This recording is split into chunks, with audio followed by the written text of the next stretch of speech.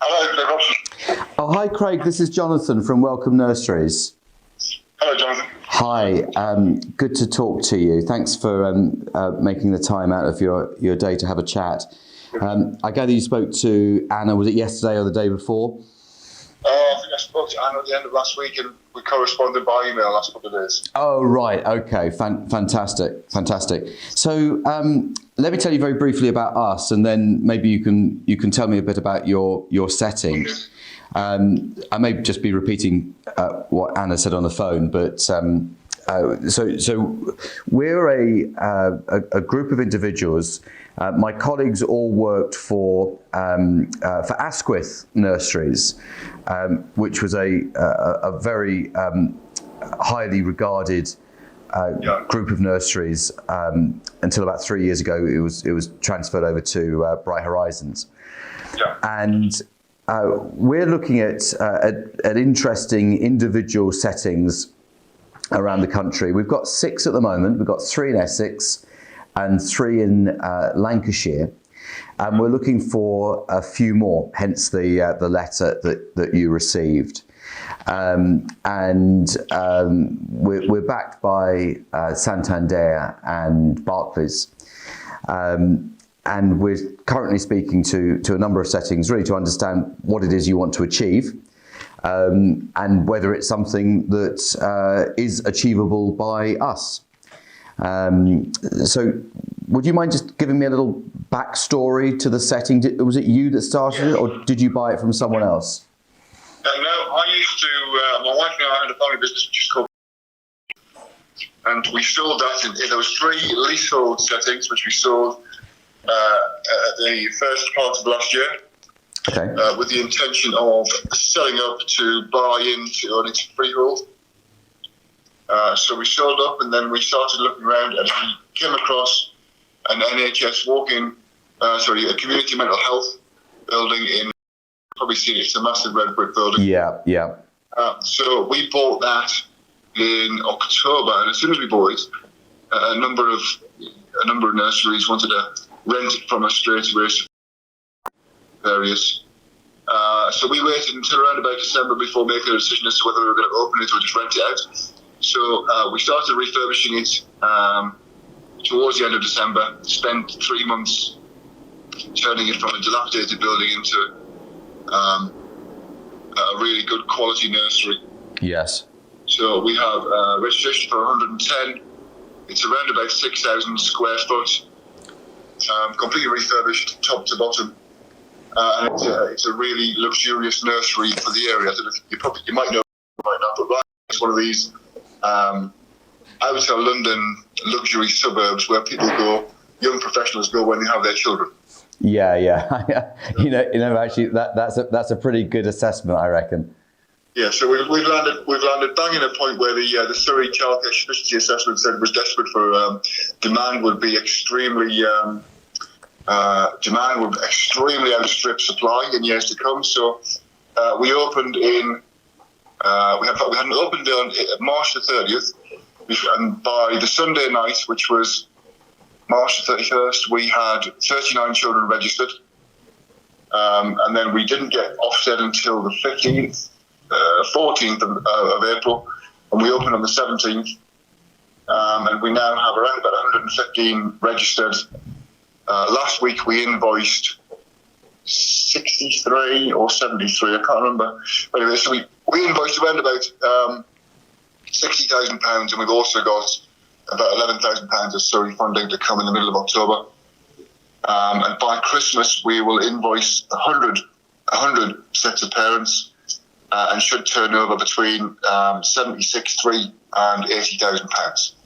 And so you opened it. Is it this March 2019? April the 17th we started trading. Of this year? Sorry. Yes. Oh, right. So this is very, very recent then. Yeah, it's brand new. It's brand new everywhere. In our previous group of nurseries, we used a company called from Wales to give us our computer database. Right. So this time around, we've now got in each of our rooms digital screens which have got digital hard drives supporting them. So every activity that can take place, nappies, food, sleeping, accidents, you name it. It's tapped into a screen to an individual child's profile, held on a server till 6 p.m. When they get collected, when the child gets collected, the parents get a verbal hand back, followed by a tap of the screen when the child's left. And at the same time as tapping the screen to say the child's left, it sends an email, page and a half of A4, giving the parents a full rundown of everything nice. they need to know for the day. So, so it's currently flying. I mean, by April, in fact, let me but usually when I do projections, I do a really slow build-up, and I tell the bank that in 2.5 years' time I'll be at 65% occupancy. I'm at 35% now, and by the time I get to my 1 year point, I'll be at around about 70% occupancy. 100% occupancy is 1.93 million, and I'm hoping that I'll get up to 75 before we start to hit the plateau. So why are we talking then? Because this is such early days for you. It is. Well, the reason we're talking is because I've seen the letter come through twice. Okay. And obviously I have no idea where you were buying your settings, because it's not on Company's House, obviously. And I couldn't see Welcome Nurseries scattered around, so I wasn't sure if you were going to be buying luxury settings in the south, or whether you're going to be buying out groups all over the place. Sure. So the reason I was discussing it with you is because I was just interested to see if your group was going to be buying the luxury settings, and if there was any value to it. But why would you be interested in selling a business that isn't even a year old? Well, I'm always interested in money. So right. Okay. The reason why my wife and I run our business, it's all for our family comfort and for our future and what have you. So if somebody was to come and offer me the right money, then I would give some serious thought to selling it out, and that would be that. And how would you reach a decision as to whether something was the right money or not? Well, essentially, my building is the reason I'm buying freeholds is because when we eventually come to the point where we've had enough, we have two separate companies: a property company and an operational company. The property company will never be for sale, because that'll be for our pension in perpetuity. So I'd be keeping that part of the business, and the only part of the business that I would consider selling would be the operational side, whereby the right person would come along and take a brand new lease at 20 years at the right money, and that would serve our purpose. Yeah, sure. Okay. So how do you calculate value on a business that's so young? Okay, so I calculate, I look at my business as if it does really well, I'll get to 75% occupancy. My last business was trading around about 75% occupancy. One of my branches was at 100% quite a lot of the time, but mostly across the board, around about 70-75. So I calculate my current business and the way it's going, that it'll get to 75 before it actually starts to plateau, and then it's just annual price increases. And then I work out all my costs, because I know what the costs are, 50% wages. I know what the rental value of the building is, and then 10% other costs on top. And then I multiply by 5.5 to what the EBIT, against the EBIT, remaining EBIT. And why 5.5 as opposed to 4.5 or 6.5? Well, some companies, I'm sure you'll be aware that some companies promise sellers the world, like already promised the world, now seem to be promising the world currently. However, appear to me to be much more moderate and get the deal done. And I do know are selling good single units currently at 5.5. Which means that it's going to take 5.5 years for us to get our money back. Yeah. Okay. Unless, of course, you get to your magic number, and then your group is worth 10 times your EBIT. And if, for instance, I was like your 10th branch, taking your overall EBIT to £1.5 million, and you're at 10 times straight away, aren't you? You know something, I'm really enjoying this conversation, actually. It's nice to talk to someone who understands how it works. Yeah, I talked to, I think, what the value that came around to my nursery before I bought it was, he just came around to value the business, value the building, And we ended up standing in a dirty, smelly corridor for about 6 hours, chewing the fat and talking about numbers and areas and values and EBITs and all sorts of stuff. And it was really quite good to talk to someone who knew enough about the whole spectrum to be able to, articulate, how many branches you need to get to 10 EBITs, and but then you can end up too big. Like, for instance, Asquith, was it 92 branches we sold out? Yeah, it was. Yeah, 92, 93. Yeah. Yeah, I mean there's not many groups can buy a group that big anymore. Exactly. Yeah. There's lots of groups who can buy 3, 4, or 5 really good nurseries with a really good EBIT. So, okay. There we have it. So, if the price was right, I would sell it. If not, I'll just continue building my own group so I get to 3, 4, or 5, London suburb places, and then I'll give some thought to either letting somebody else run the whole show or selling it. Okay. Possibly. Okay. I mean, it would just be very unusual for a business that hasn't been trading for a full year to have that level of value.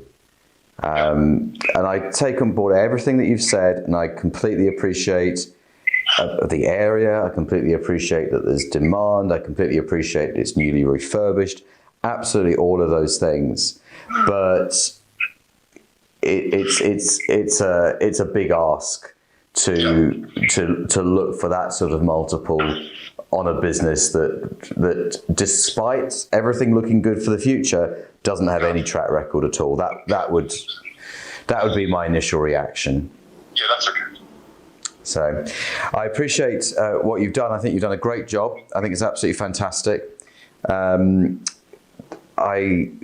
might know someone who would be interested in talking to you if you would allow me to confidentially pass your details to them. It depends who that is. I mean, I've spoken to some other operators who are growing sort of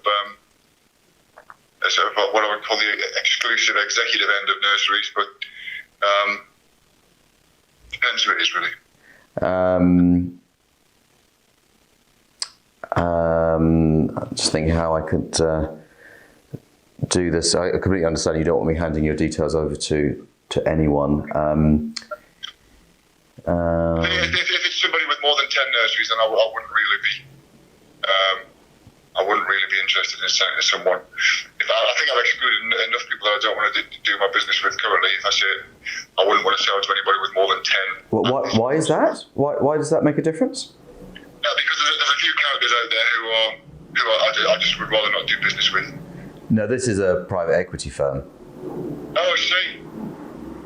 But they've got more than 10, so. Oh, right, okay.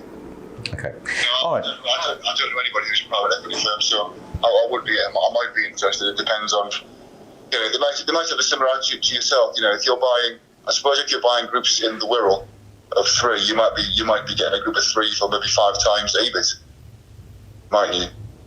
I couldn't tell you what we pay for other companies, but yeah. Okay. All right. Very nice talking to you.